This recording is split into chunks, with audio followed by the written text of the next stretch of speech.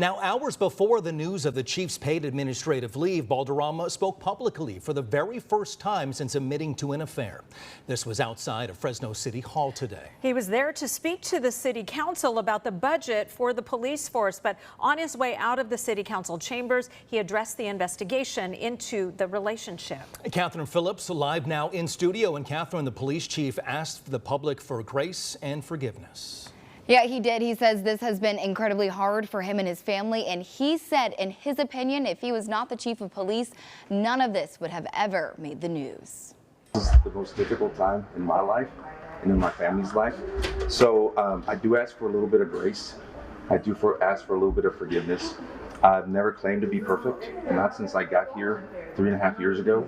But I think the police department's work product really speaks for itself. Hours before the city of Fresno announced that Police Chief Paco Balderrama would be placed on paid administrative leave, he spoke publicly for the first time since the news of a, quote, inappropriate relationship with a non-city employee was made public. Balderrama speaking directly with journalists following a budget meeting at Fresno City Hall, saying he is focused on his family and continuing his work as police chief. Please don't ask any salacious questions about my family. My family's not doing well, and I'm not doing well. But despite that, I will continue being the chief of one of the best police departments in America.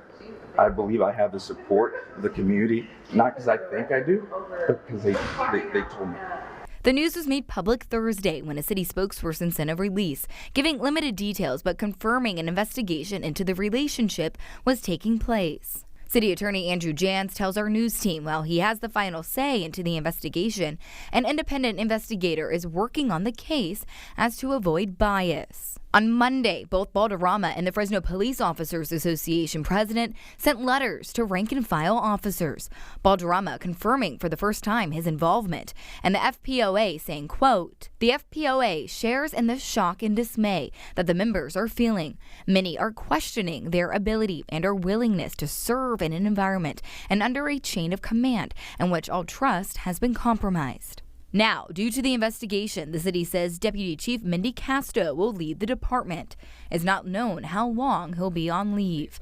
Still, Balderrama telling reporters he has a great relationship with the union. In the big scheme of things of what's going on in the city, it's not that big of a deal. It's not that big of a deal. Go talk to the union president.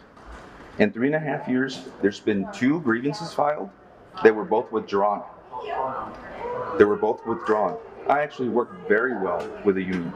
And adding he's already received support from many officers. I have received hundreds and hundreds and hundreds of messages sending me Bible verses, saying that they're praying for me and my family, asking me, please don't quit.